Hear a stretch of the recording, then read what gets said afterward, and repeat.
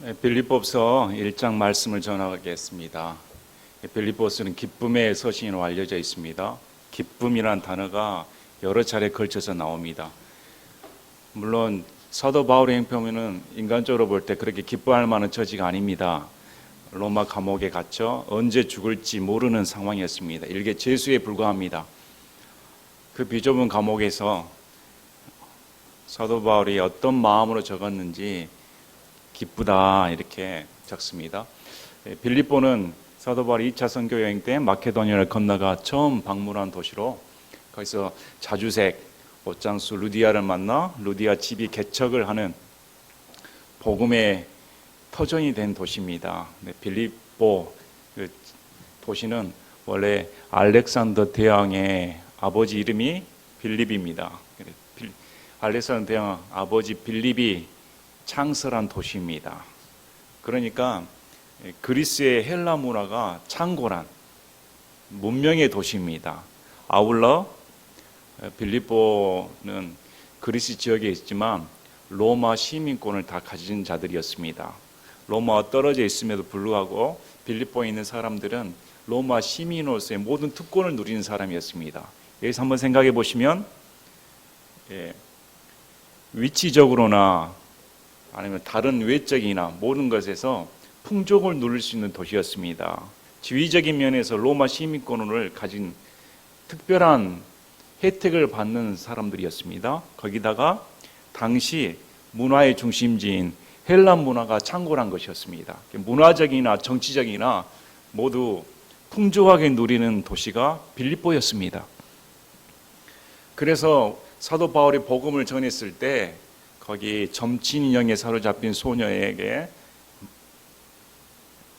악귀를 내쫓고 이것으로 말미암아 그 점치는 소녀의 주인이 고소를 하는데 우리 사도행전 16장을 보면 이렇게 고소를 합니다.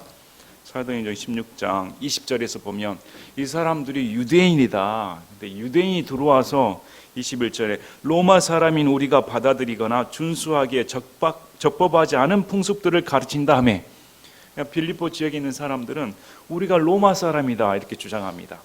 이방인인 유대인이 들어와 로마 사람들이 로마의 법을 지키며 로마의 풍습대로 행하고 있는데 그와 반대되는 이렇게 행동을 조장한다 하며 거짓 고소를 합니다. 이걸 받아들이고 무리가 그들을 대적하려고 함께 일어나 행정관들이 그들의 옷을 찢고 그들을 때리라고 명령하여 채찍질 맞고 옥에 갇히는 사건이 기록되어 있습니다. 그래서 이 사람들은 우리는 로마 시민들이다. 로마의 법을 준수한다. 또 문화적으로도 헬라 문명을 가지고 있다. 굉장히 자부심이 강한 사람들이었습니다. 이런 성도들에게 편지를 쓰는데 그래서 그 편지가 우리가 특이할 만한 게 있습니다.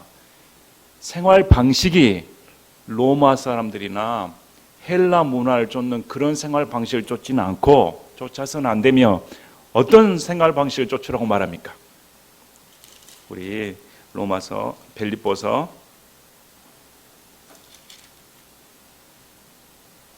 3장 20절 이렇게 보십시오. 빌립보서 3장 20절에 우리의 생활 방식은 하늘에 있으며 또한 거기로부터 오실 구원자 주 예수 그리스도를 우리가 기다리고 있는데 이 말씀을 적어줍니다. 우리의 생활 방식은 당시 최고로 누리는 로마 시민권의 생활 방식이 아니다. 헬라 문화를 쫓는 생활 방식이 아니다. 그와 다르게 우리의 생활 방식은 예수님을 쫓는 하늘에 속한 시민 방식이다. 이렇게 이 생활 방식을 따라야 된다. 가르쳐 주는 것입니다. 자, 이래서 개척한 이 빌립보에서 우리 앞절을 보니까 바울이 감옥에 갇힌 상황이 되었습니다. 감옥에 갇힌 바울을 위해 에바브로디도 편을 보내 바울을 후원해 줍니다. 바울을 보살펴 줍니다. 그래서 바울이 그 후원에 대해 감사하다 이렇게 말을 하는데 바울이 갇혀 있는 동안 어떤 일이 벌어졌냐면 바울을 시기하고 질투하는 사람들이 교회를 장악하기 시작했습니다. 사도 바울이 없는 동안 우리가 설교를 열심히 잘해가지고 우리 사람 만들어야겠다. 이런 일이 지금 바울 귀에 들려왔습니다. 자, 12절을 보니까 그러나 형제들아 내게 일어난 일들이 도리어 복음을 전진시키는 계기가 될 줄은 너희가 알기를 내가 원하노라. 바울 사도 그렇게 복음을 잘 전했는데 어떻게 감옥에 갇힐 수가 있습니까? 하나님이 살아계시다면 감옥에 갇힐 게 아니라 감옥에서 풀어주셔서 사도 바울이 마음껏 복음을 선포하게 해줘야 되지, 바울의 감옥에 갇힘으로 말미암아 이제 바울을 통한 복음이 전파되기 어렵게 됐다, 이렇게 낙심하였습니다. 그랬더니 사도 바울이 그게 아니다, 오히려 내가 갇힌 것이 복음의 진보를 이루는 계기가 되었다, 이렇게 말합니다. 그리하여 그리스도 안에서 내가 결박된 것이 온 궁궐함과 다른 모든 곳에 드러나게 되었고, 로마 감옥에 갇혔더니 이 바울이 갇힘으로 말미암아 바울은 자신과 함께 있었던 군대, 군사, 군인들에게 복음을 전했습니다. 이 바울의 이 복음, 죄수인데 두려워하지 않고 용기 있으며 그 인품에서 나오는 그 말을 듣고 군인들이 변화되기 시작했습니다. 궁궐이 변화되기 시작했습니다. 놀라운 일 아닙니까? 일개 죄수가. 그래서 이것이 온 궁궐 안에 사도 바울 일개 죄수에 불과한 그 사람을 통해 복음이 선포되는 계기가 되었다, 이렇게 말합니다. 주 안에 있는 형제들 중에 많은 이들이 내가 결박된 것으로 말미암아 확신을 갖게 되어 두려움 없이 더욱더 담대하게 말씀을 말하게 되었느니라. 바울이 감옥에 갇혔습니다. 그런데 갇혔음에도 불구하고 바울은 충성하였습니다. 어느 상황이든 간에 예수님에 대한 충성심이 변화되질 않았습니다. 와, 바울을 봐라, 곧 있으면 목이 날아갈 수도 있는 판인데 목숨이 위태로운 상황에서도 저렇게 담대하게 복음을 전하는 모습을 봤더니 우리도 더 열심을 내야겠다, 바울처럼 우리도 목숨을 두려워하지 않고 복음을 전하는데 열심을 내야겠다. 오히려 그들이 확신을 갖는 계기가 되었다. 여러분, 안 믿는 사람들이나 믿는 사람들이 우리의 모습을 보고 있습니다. 여러분들이 절망당할 때, 여러분의 환경이 어려울 때, 아니면 불치의 병에 걸렸을 때 그 사람의 행동이 어떻게 나오는가. 그런데도 어떤 어려움 속에서도 나는 복음에 충성합니다, 여전히 나는 예수님께 충성합니다. 그러면 다른 사람들이 와, 대단하다, 저 사람이 믿는 예수님이 정말 살아계시는구나, 나도 저렇게 예수님을 믿어봐야겠다, 확신을 갖게 된다는 것입니다. 참으로 어떤 이들은 심지어 시기와 다툼으로 그리스도를 선포하고 또한 어떤 이들은 선한 뜻으로 하나니. 그런데 바울이 감옥에 갇히는 것을 보고 어떤 사람들은 좋다, 이것이 기회이다, 시기와 다툼으로 복음을 전했습니다. 이 판에 바울이 오기 전에 내가 교회를 장악해가지고 바울보다 더 능력 있는 설교자다, 시기하고 다툼으로 서로 앞장서기 시작했습니다. 이렇게 복음을 전했습니다. 그러나 이 사람들이 전하는 복음은 진짜 복음입니다. 다른 서실에서 나오는 거짓 복음, 다른 복음하고는 다릅니다. 이 사람들은 바울을 시기했지만 복음만큼은 진실하게 가르쳤습니다. 자, 또한 어떤 이들은 선한 뜻으로 하나니, 어떤 사람들은 그거와 상관없이 선한 마음으로 복음에 순수하게 전했습니다. 자, 한 부류는 내가 결박한 것에 고통을 더할 줄로 생각하여 순전하지 않게 다툼으로 그리스도를 선포하나, 다른 부류는 내가 복음을 변호하기 위해 세워진 줄 알고 사랑으로 하느냐. 어떤 사람들은 바울에게 고통을 더 줄 줄 알고 내가 성도들을 내 사람으로 만들기 위해 복음을 전했습니다. 어떤 사람들은 전혀 상관없이 바울을 위해 사랑으로 복음을 전했습니다. 두 부류가 있었습니다. 자, 18절에 그러면 무엇이냐? 그럼에도 불구하고 거칠애로 하든지 진실로 하든지 모든 방법으로 그리스도께서 선포되시나니 이로써 나는 그것을 기뻐하고 참으로 기뻐하리라. 오늘날 우리가 배워야 할 말씀입니다. 지금 사도 바울은 자신의 위신에 전혀 상관하지 않습니다. 자신의 자존심이 상하는 것 전혀 상관하지 않습니다. 내 자존심이 상하든 뭐든 난 다 할 것 없다, 그냥 예수님만 증거되면 된다. 나를 비방하는 사람이 예수님을 증언하든지 나를 따르는 사람이 예수님을 증언하든지 상관없이 예수님만 증언되면 나는 기쁘다. 어떤 목사님들은 그렇습니다. 부목사 세워놨더니 부목사가 더 설교를 잘해버립니다. 다음부터는 너 나오지 마. 초빙을 했습니다. 근데 초빙하는 목사가 여기 담임 목사보다 훨씬 더 설교를 잘해버립니다. 이제부터 당신은 X. 질투심이 일어나니까 나보다 더 설교 잘하는 사람이 단상에서 세워지면 사람들이 그쪽으로 혹할까 봐. 바울은 그런 마음은 없습니다. 바울은 그러면 단상을 내줘버립니다. 그래, 당신이 더 나보다 더 예수님을 증언한다면 당신이 더 예수님을 더 증언하시기 바랍니다. 자기는 아무 상관없습니다. 오늘날 성도들은 어떨까요? 오늘날 성도들에도 시기와 다툼이 있습니다. 명단을 보고 조직도를 보면 왜 내 이름이 빠져 있지? 나도 이름 하나 날려야 되는데. 이것이 인간 심리입니다. 여러분 안 그렇습니까? 왜 저 사람 집사로 쓰임 받지? 나는 집사 명봉이 안 되고, 내가 지금 교회에 헌신한 것이 얼만데 내 이름이 빠져 있어? 내 이름도 알아줘야 되는데. 이런 것이 인간의 기본 심리 아닙니까? 왜 사도 바울이 이럴까요? 사도 바울의 인생을 보면 사도 바울은 존재하지 않습니다. 오늘 말씀도 보시면 사도 바울은 자기가 없다고 생각하는 사람입니다. 내 안에 예수님만 드러나면 되는 것이지 내가 드러나는 걸 원치 않는 사람입니다. 그래서 그는 예수님만이 증언되면 나는 만족한다, 기쁘다, 이렇게 말합니다. 그래, 그렇게라도 예수님을 증언해라. 그렇게 어떤 다른 뜻으로도 예수님을 증언해라. 어떤 식으로든 간에 예수 그리스도의 복음만 전파되면 나는 만족한다, 이렇게 말을 합니다. 자, 그것을 기뻐하고 참으로 기뻐한다. 감옥에 갇혀 있는 바울입니다. 여러분이 감옥에 갇힌 바울이라면 어떤 심정이 들까요?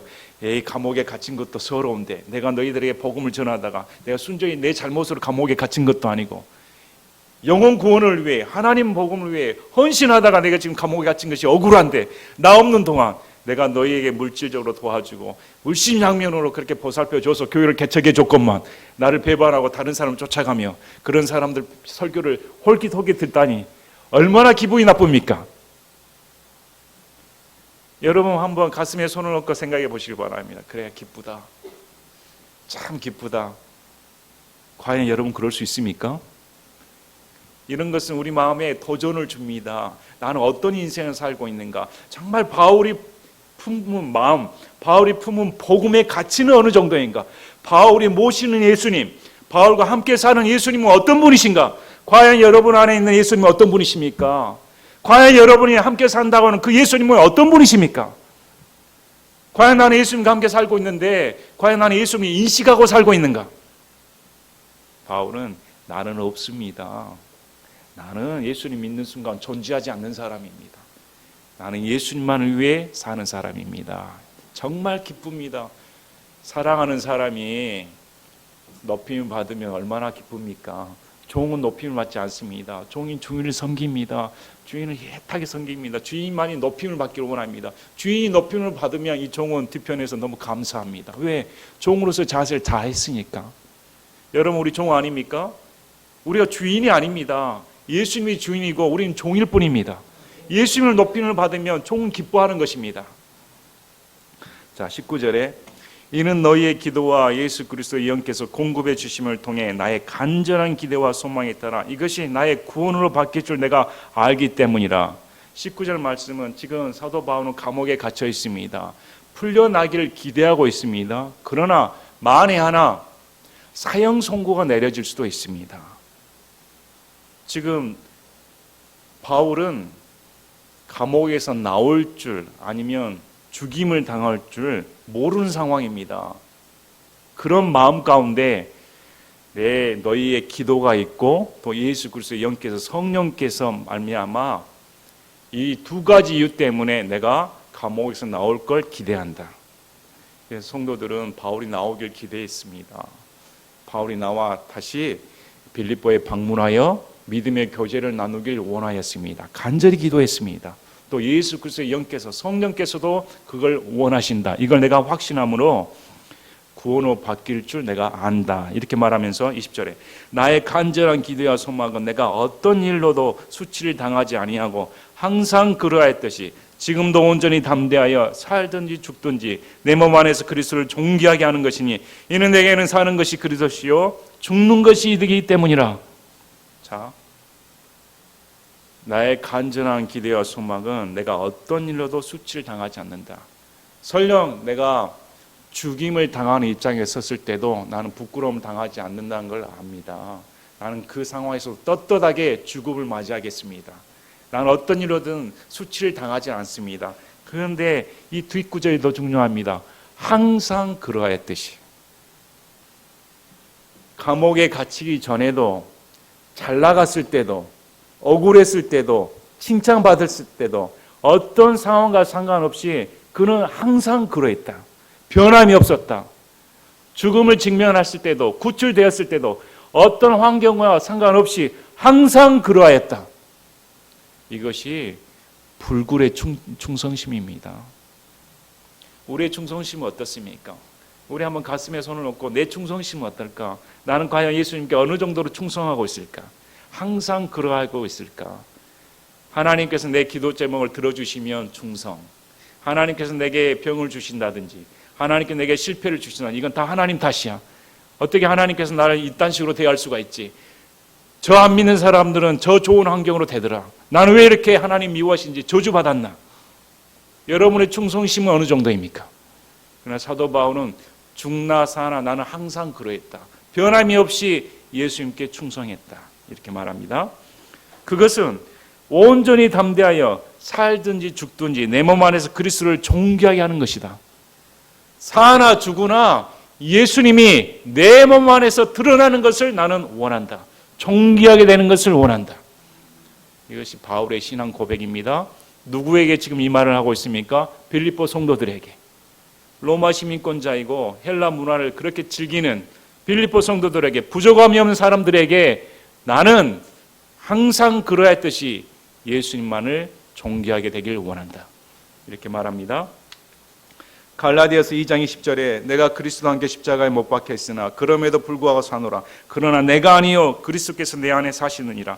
나는 지금 내가 육체 안에서 사는 삶을 나를 사랑하사 나를 위해 자신을 주신 하나님의 아들의 믿음으로 사노라. 예수님께 함께 십자가에 못 박혀 죽어버렸다.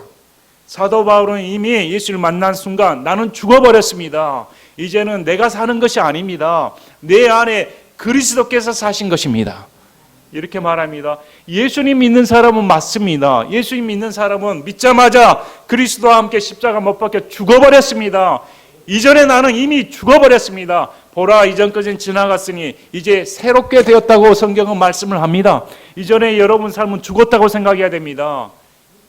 예수님이 내 안에 들어와 이제 예수님이 주신 삶으로 예수님께서 내 안에 사십니다.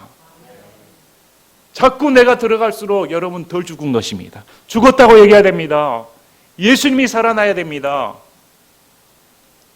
여러분에게 물어보겠습니다. 여러분은 지금 누가 살고 있습니까? 여러분의 모습을 보면 누가 살고 있다고 생각합니까?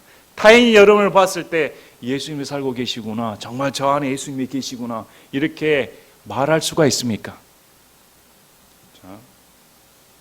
로마서 14장 8절 9절에도 이렇게 말합니다. 로마서 14장 8절 9절 우리가 살아도 주를 위해 살고 죽어도 주를 위해 죽나니 그러므로 살든지 죽든지 우리는 주의 것이니라. 이 목적을 위해 그리스도께서 죽으시고 일어나사 다시 살아나셨으니 이것은 그분께서 죽은 자들과 살아있는 자들의 주가 되려 하심이라. 살아도 주의 것입니다. 죽어도 주의 것입니다. 사나 죽으나 우리가 주를 위해 삽니다. 이 목적으로 예수님께서 우리를 위해 십자가에 돌아가셨고 부활하셨다. 무슨 말입니까? 예수님 믿는 것이 나 잘 살기 위해 믿는 것이 아닙니다. 내 행복을 위해서 믿는 것이 아닙니다. 주를 위해 믿는 것입니다. 주의 것이 되기 위해 믿는 것입니다.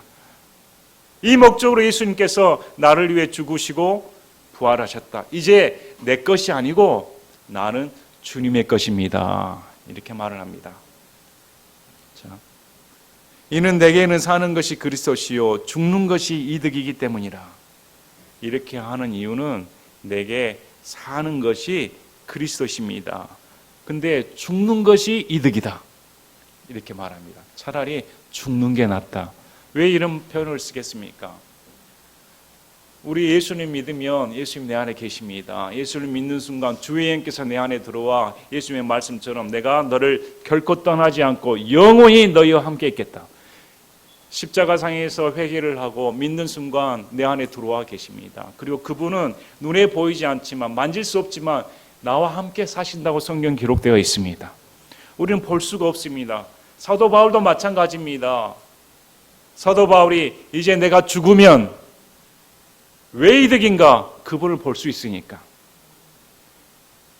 육체를 가지고 있는 동안 사는 동안에는 그분을 볼 수가 없습니다. 그분이 내 안에 들어온 것을 인식하지만 그의 형체를 알아볼 수가 없습니다. 그러나 이 육체의 장막을 벗어버리면 그리스도의 영광스러운 몸과 같이 변화되어 예수님을 그대로 볼 수가 있습니다. 차라리 죽는 것이 이득이다. 내 안에 사신 예수님을 직접 볼 수가 있으니까 이렇게 말을 합니다. 이 말을 하는 것이 무엇입니까? 내게 그리스도께서 사신 것이니까.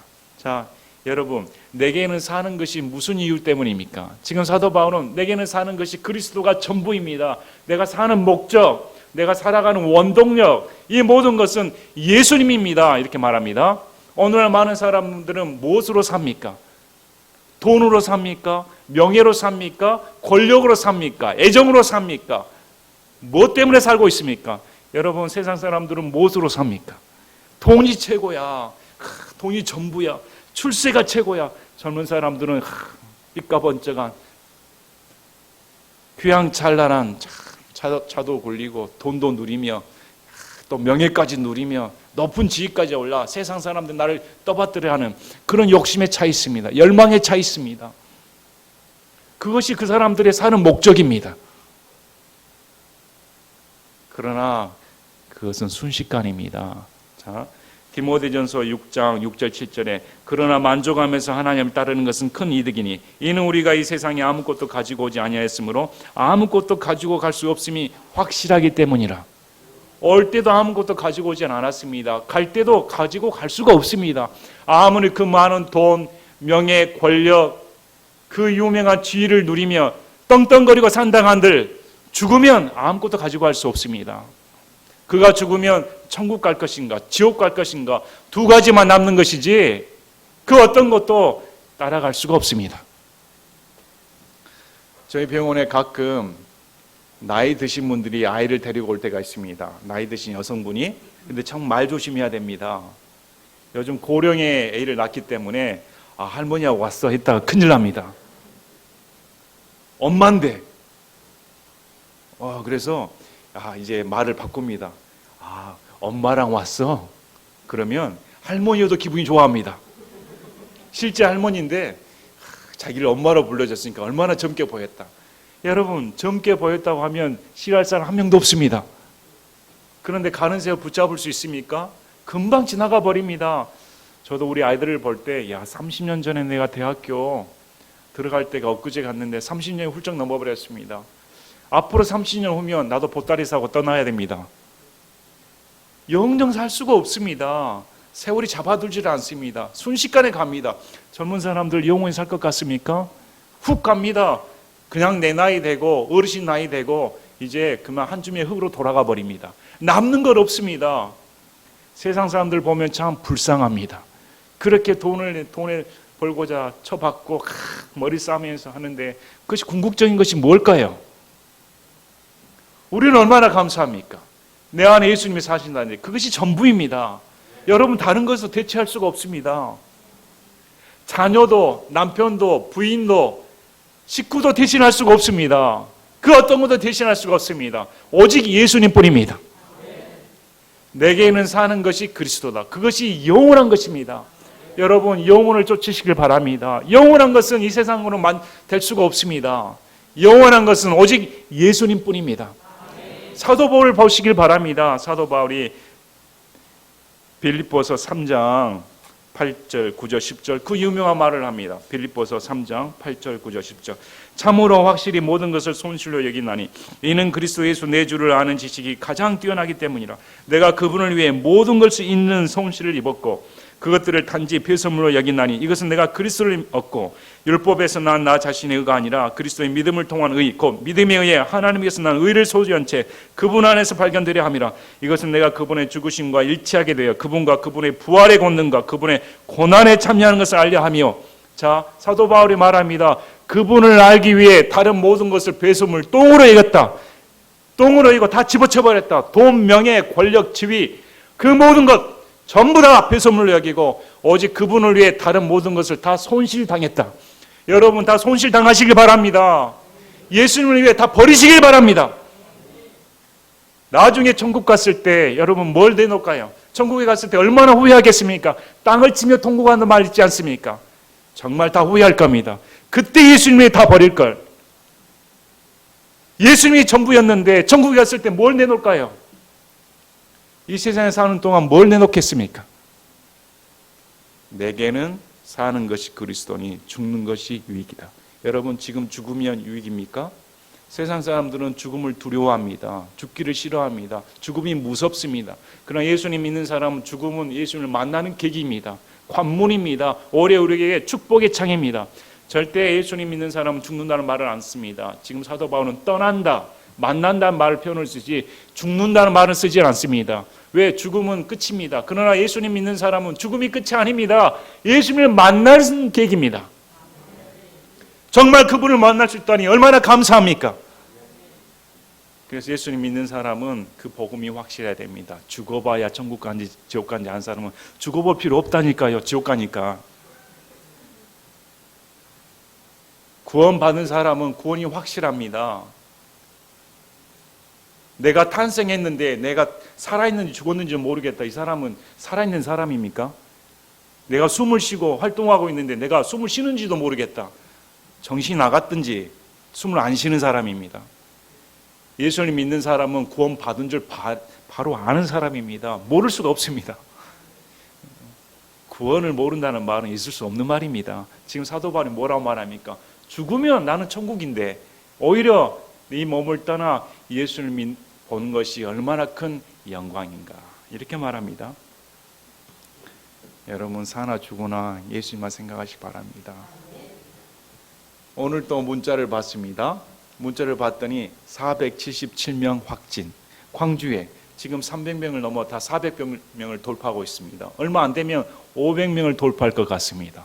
이렇게 되면 한 달이면 10,000명이 넘습니다. 광주 시민의 10,000명이 격리를 당하고 그 10,000명이 돌아다닌다고 생각해 보시기 바랍니다. 여러분 코로나가 다 몇 차례 지나갔습니다. 이런 상황에서 어떻게 아이들까지 백신을 맞힐 수가 있나? 이건 비상식적이진 않나? 3차 접종을 맞추면 격리를 해제시키고 3차를 안 맞으면 격리를 하고 이건 강제 아닙니까? 강제로 맞으라는 말과 똑같은 말 아닙니까? 백신을 맞지 않으면 음식점을 들어갈 수 없고 강제지요. 이게 우리 한국의 문제뿐만 아니라 전 세계적으로 벌어지고 있으니 2년 동안 참 많은 것을 봅니다. 2년 동안 세계가 순식간에 변화될 수가 있구나. 순식간에 장악당할 수가 있구나. 앞으로 이것은 적그리스도가 대리했을 때, 짐승의 표를 받게 했을 때 어떤 모습으로 나올지 예표입니다. 볼 수 있어야 됩니다. 적그리스도가 등장하여 짐승의 표를 받으려 할 때 무지한 백성들은 다 얼싸덜싸 어쩔 수 없지 않습니까? 지금도 백신을 안 맞으면 학원 못 보내는데 학원 보내기에 백신을 맞춥니다. 코로나가 두려워 백신을 맞는 게 아니라 학원 보내기에 맞고 있습니다. 이거 얼마나 아이러니한 일입니까? 이런 세상 돌아가는 걸 봤을 때 정말 세상이 악하다. 야, 이 세상을 볼 수 있는 눈을 가져야겠다. 성경의 대언의 말씀대로 이 세상이 곧 멸망당하며 우리의 생활 방식은 여기에 속하지 않았다. 참 하나님을 잘 믿어야겠다 이 생각을 합니다. 정말 내가 값지게 인생을 사는 것이 무엇일까? 죽으나 사나 예수님뿐입니다. 저는 여러분이 정말 이런 말 할 때 저한테 하지 말아 가는데 꼭 그런 말을 꼭 하느냐 이러는데 죽고 싶습니다. 죽어서 예수님 빨리 만나고 싶습니다. 진짜입니다. 여러분 정말입니까? 정말 예수님 보고 싶어서 죽고 싶다. 세상을 도피한 게 아니고 세상이 싫어서 자살하는 게 아니고 진짜 예수님 너무 보고 싶어서 예수를 너무 만나고 싶어서 전 사도 바울처럼 죽고 싶습니다. 당장 떠나고 싶습니다. 참 예수님 때문에 상사병 걸려보셨습니까? 예수님이 너무 좋아가지고 마음에 그냥 끌어올라 어떻게 예수님을 사랑할 수 있을까? 저는 여러분이 상사병 걸리시길 바랍니다. 진짜 예수님 때문에 가슴앓이 하고 너무 보고 싶어서 미치도록 보고 싶다 하는 여러분이 되시길 정말로 바랍니다. 그러나 내가 육체 안에 산다면 이것은 내 수고의 열매이니라. 그럼에도 내가 무엇을 택할지 알지 못하노라. 자, 그러나 육체 안에 산다면 남은 삶 동안 열심히 일하겠다. 부하금 외에. 그런데 내가 무엇을 택할지 죽는가 사는가 나는 모르겠다 이 말입니다. 이는 떠나서 그리스도와 함께 있기를 바라며 내가 둘 사이에 끼어 있기 때문이라. 떠나는 것이 훨씬 더 좋으나 그럼에도 불구하고 육체 안에 거하는 것이 너희를 위해 더 필요하느니라. 자기 편에서는 떠나서 예수님을 만나는 것이 너무 좋은데 너희 편에서는 내가 너희와 함께 더 있는 것이 더 낫다 이렇게 말합니다.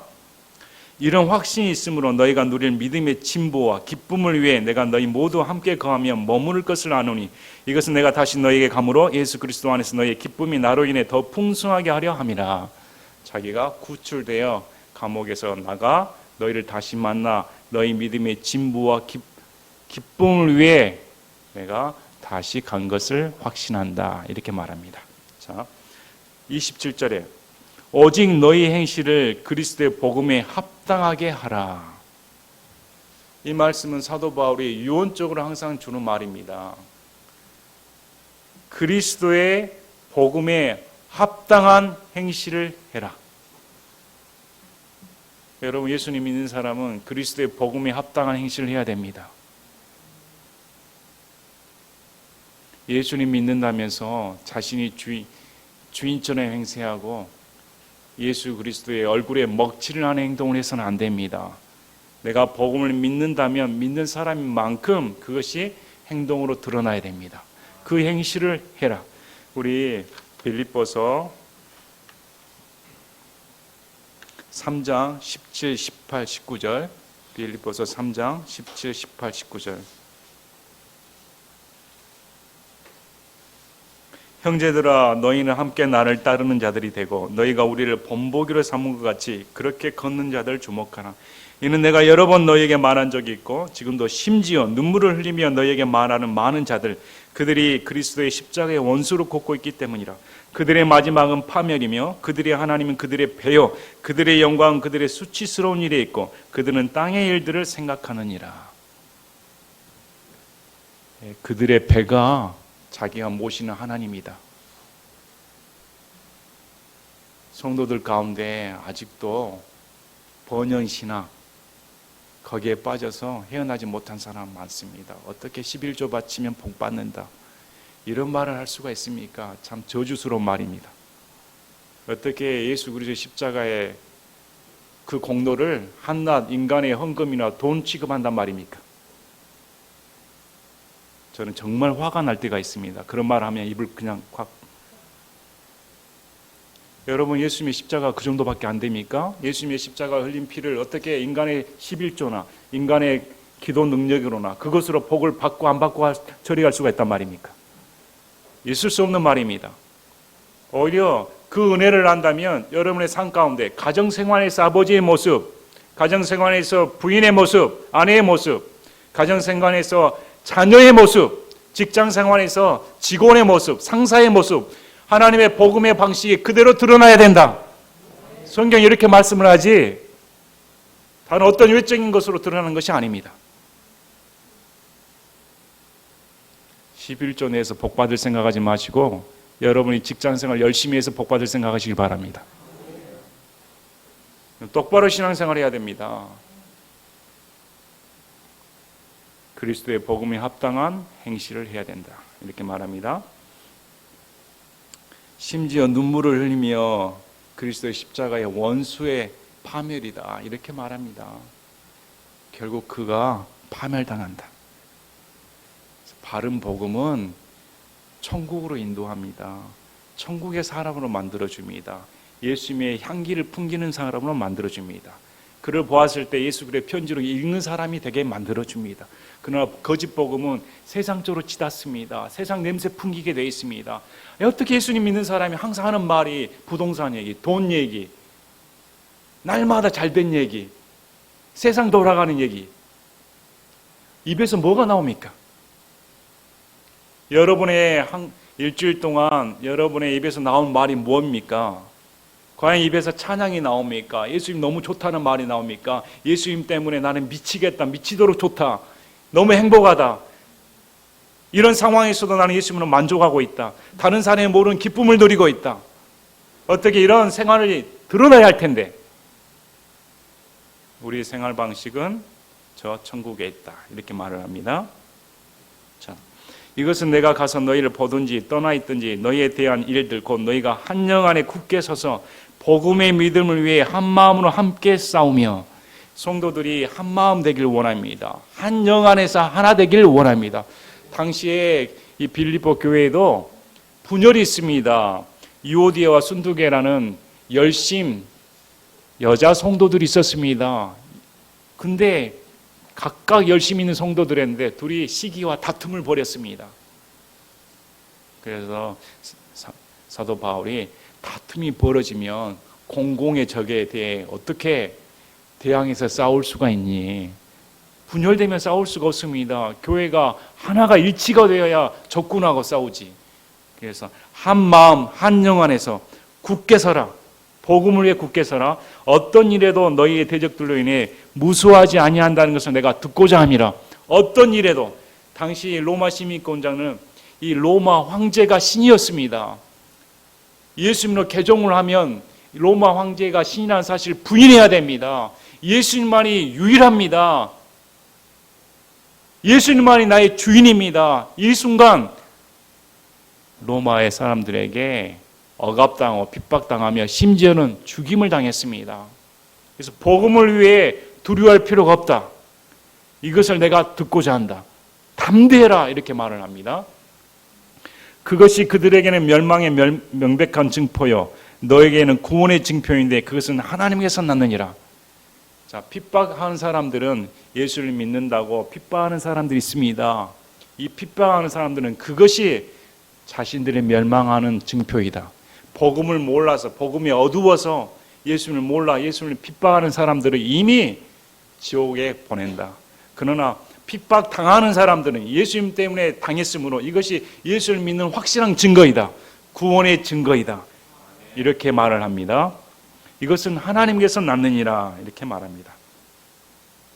자, 지금 우리가 이 말씀을 지금 지켜보고 있습니다. 사도 바울이 죽음을 앞두고 이런 마음 가운데 말씀을 쓰는 이유가 너희도 담대해라. 죽음을 두려워할 필요가 없다. 이렇게 말을 한 것입니다. 이는 그리스도를 믿는 것뿐만 아니라 그분을 위해 고난당하는 것도 그분을 위하여 너에게 주어졌기 때문이라. 믿는 것뿐만 아니라 고난당하는 것도 하나님께서 주셨습니다. 여러분 믿고 구원받습니다. 믿고 구원받은 것만 준 것이 아니고 구원받은 것과 함께 이 세상에 사는 동안 고난도 우리에게 주셨다. 그래서 예수님 믿으면 만사형통입니다. 거짓입니다. 예수님 믿으면 만사형통 되질 않습니다. 인생이 꼬입니다. 평탄하지 않습니다. 왜 그럴까요? 인간 만들어야 되니까. 하나님 더 잘 믿게 해줘야 되니까. 너무 평탄하면 하나님 없이 삽니다. 하나님께 매달리질 않습니다. 또 자신이 믿는지조차 잊어버립니다. 그러나 고난당하고 예수님 때문에 욕을 먹고 예수님 때문에 핍박을 받고 예수님 때문에 조롱당하고 이러면 믿음이 강해집니다. 구원받은 사람으로서의 확실한 증거이다. 이걸 동일하게 주셨다. 너희가 내 안에서 보았고 지금도 내 안에 있다고 듣고 있는 그 동일한 싸움이 너에게도 있느니라. 사도 바울을 보았습니다. 예수님 믿었더니 저렇게 감옥에 갇힌다. 그것이 당시 벌어지는 현실 상황이었습니다. 그것을 빌립보 성도들이 보았습니다. 우리도 바울처럼 행동하면 갇힌다. 잘못하면 죽임을 당한다. 이 싸움을 너희가 나를 통해 보았고 너희도 함께 당하고 있다. 여러분 우리가 지금 이런 싸움을 하고 있습니까? 여러분 지금 우리가 이런 상황에 놓여 있습니까? 얼마나 태평스럽습니까? 예수님 믿는다고 잡아갑니까? 뭐 죽인다고 합니까? 뭐 돌을 던집니까? 뭐 쇠고랑에 차입니까? 사도 바울 보시길 바랍니다. 복음을 전했는데 모함당하여 쇠고랑에 차. 그날 한밤중에 바울과 실라가 한 일이 뭡니까? 기도하고 찬송했다. 큰 소리로 기도하고 찬송했다. 늘 기뻤다. 감옥에 갇히든지 풀려났든지 복음을 전하든지 전하지 않든 간에 늘 기뻤다. 거기가 감옥이든지 호텔이든지 고급스러운 주택이든지 아무 상관없이 늘 기뻤다. 이렇게 성경에서 말합니다. 그럼 그 기쁨이 어떻게 나왔을까요? 우리 디모데전서 1장 13절 15절에 바울의 신앙 고백이 나옵니다. 디모데전서 1장 13절에서 15절. 내가 전에는 신성 모독하는 자요 핍박하는 자요 해를 끼치는 자였으나 오히려 긍휼을 얻었으니 이는 내가 믿지 아니하는 가운데 알지 못하고 그것을 하였기 때문이다. 우리 주의 은혜가 그리스도 예수님 안에 있는 믿음과 사랑과 함께 넘치도록 풍성하였도다. 이것은 신실한 말이요 전적으로 받아들이기 합당한 말이니 곧 그리스도 예수님께서 죄인들을 구원하시려고 세상에 오셨다는 말이로다. 내가 죄인들 중에 우두머리니라. 사도 바울은 예수님의 십자가의 은혜를 깊이 생각하면 생각할수록 나는 죄인들 중에 우두머리입니다. 주님께서 나 같은 우두머리를 구원하려 이 땅에 오셨다는 말은 신실한 말입니다. 전적으로 합당한 말입니다. 아무리 100번을 생각해도 1000번을 생각해도 도저히 말로 담을 수 없는 은혜입니다. 그 은혜를 생각하니 목숨이 생명이 내게는 아무 소용이 없습니다. 그 은혜가 사로잡혔다. 가장 큰 은혜가 죄인된 나를 구원해 주신 은혜입니다. 아무리 생각해도 주님이 어떻게 나를 구원해 주셨을까? 어떻게 죄인의 우두머리 같은 이 사도 바울을 구원시켜 주신 그 은혜가 그렇게 절실하며 충성하게 하며 사도 바울이라는 인물을 삼켜버릴 수가 있을까? 얼마나 놀랍습니까? 그래서 한 사람의 성도의 생활을 결정하는 것은 그가 십자가에 달린 예수님을 어떻게 만났는가, 과연 십자가에 달린 예수님이 그에게 어떤 의미를 부여해 주는가. 정말 그가 살면 살수록 나는 죄인입니다. 정말 나는 우두머리입니다. 정말 안 될 놈입니다. 어떻게 나 같은 자를 위해 주님께서 오셨단 말입니까? 골백번 생각해도 도저히 내 머리로는 이해할 수가 없습니다. 그 큰 은혜를 어떻게 감당할 수가 있습니까? 여러분 그렇게 되시길 바랍니다. 저는 1990년 9월 20일 오후 7시경에 예수님이 저를 찾아오셨습니다. 이건 사실입니다. 대학교 때 저는 못 모르고 살았습니다. 누가 예수님 믿으라면 웃기고 있네 이랬습니다. 고등학교 때는 2학년 때까지 공부를 안 하고 살았습니다. 집에서 얼마나 잔소리를 하든지 공부 좀 해라 했더니 나 그 소리가 듣기 싫어서, 가만히 놔두면 잘할 텐데 계속 그 잔소리가 듣기 싫어서 저는 공부를 안 했습니다. 빗나갔습니다. 그러다가 고등학교 2학년 끝나고 나서 고3이 되는데 이래도 안 되겠다 싶어서 아주 유명하신 분, 이름면 들으면 들을 분, 제 친척 누나인 오이 누나라고 있습니다. 아주 유명한 수학자입니다. 유명하신 분입니다. 저보다 한 살 위인데 저에게 공부를 가르쳐 줬습니다. 야, 세상에 이런 천재가 없구나. 야, 참 천재구나, 천재. 에일대학교 종신 교수니까 역사상 처음 수학 천재니까요. 그 누나를 통해 공부를 해야겠다. 그래서 열심히 공부를 했습니다. 한 달간 정말 코피 터지고 학교 가서 아예 한마디도 안 했습니다. 나는 오로지 공부, 오로지 출세해야겠다. 여러분 고등학교 가가지고 한마디도 안 하고 지낼 수 있습니까? 생활하면서 제가 한번 세보니까 딱 3마디 한 것 같아요. 그냥 딱 3마디. 아예 그냥 공부만 집중을 했습니다. 쌍코피 터지면서. 그랬더니 성적이 급상승했습니다. 성적이 너무 급상승하니까 담임선생이 쫓아왔습니다. 이것이 사실이냐? 공부를 어떻게 했니? 그래서 오롯이 저는 출세를 해야겠다. 그러다가 뜻하지 않은 질병이 찾아와 공부를 제대로 할 수가 없게 되었습니다. 그때부터 재수를 하게 되고, 야, 하나님이 이럴 수가 있어? 나도 한번 잘 살아보겠다는데 너 뜬금없는 하나님이 원망이 됐습니다. 그러다가 이제 대학교에 들어와 이제 어떤 집회에 참석하게 됐는데 이제 거기서 이제 예수를 만나게 되었습니다. 딱 만나는 순간, 야, 모든 것이 부서져 버렸습니다. 정말 모든 것이 부서져 버렸습니다. 내 생각, 나의 모든 것이 그분 앞에 서면 절대 변명할 수가 없습니다. 빛 대신 그분 앞에 서면 저는 뭘 잘했습니다. 말이 나올 수가 없습니다. 나는 지옥 가야 마땅하구나. 지옥이 있으면 전 지옥밖에 갈 수가 없구나. 너무 놀라우신 예수 그리스도의 은혜 때문에 어떻게 그분이, 나는 내 인생을 내가 내 마음대로 산다고 했는데 그분이 저에게, 야, 내가 너에게 사람을 얼마나 보냈니? 많은 사람을 통해 너에게 전도를 했다. 근데 넌 다 거절을 했다. 얼마나 마음의 찔림을 받았는지, 어떻게 그분이 나를 위해 돌아가셨는가. 십자가에 달리신 그분 앞에 대성통곡했습니다. 1시간에 어떻게 하는지 모르겠습니다. 그 순식간에 예수님께서 어떻게 나를 위해 죽으셨을까? 예수님 정말 살아계시는구나. 그분의 모든 것이 놀라웠습니다.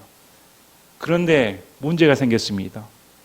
대학교 초년생 때 예수님을 만나다 버리니까 세상 맛이 떨어져 버렸습니다. 세상 재미가 하나도 없습니다. 이제까지 친구들하고 술 마시고 미팅하러 다니고 놀러 다니고 이제 즐겨라 부어라 마셔라 그렇게 살았는데 예수님 딱 만나자마자 이런 뭐 술 마시고 이런 모든 것들이 다 싹 떨어져 버렸습니다. 친구들은 저에게 미쳤다고 했습니다. 사람이 어떻게 하루아침에 저렇게 미쳐버릴 수가 있을까? 왜? 남이 못 본 것을 보았으니까. 남이 듣지 못한 걸 들었으니까. 정말 예수님이 살아계시니까. 정말 예수님이 살아계십니다.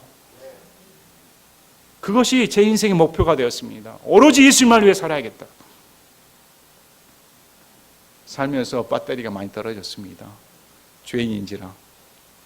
그런데 한 가지 남은 건 있습니다. 왜? 나는 죽으면 반드시 예수를 만날 것이고 이 세상 사는 동안 최선을 다해 예수님을 섬겨야겠다. 그래서 예수님을 섬기는 물질 하나도 아깝지 않습니다. 주위 사람들이 왜 자기 것 좀 챙기지? 여러분 제가 돈이 많아서 섬기는 줄 아십니까? 착각하지 마시기 바랍니다. 예수님 섬기는 데는 하나도 아끼지 않습니다. 왜? 그때 예수님을 보게 되니까. 그때 예수님을 정말 보게 되는데 그 예수님 정말 살아계시는데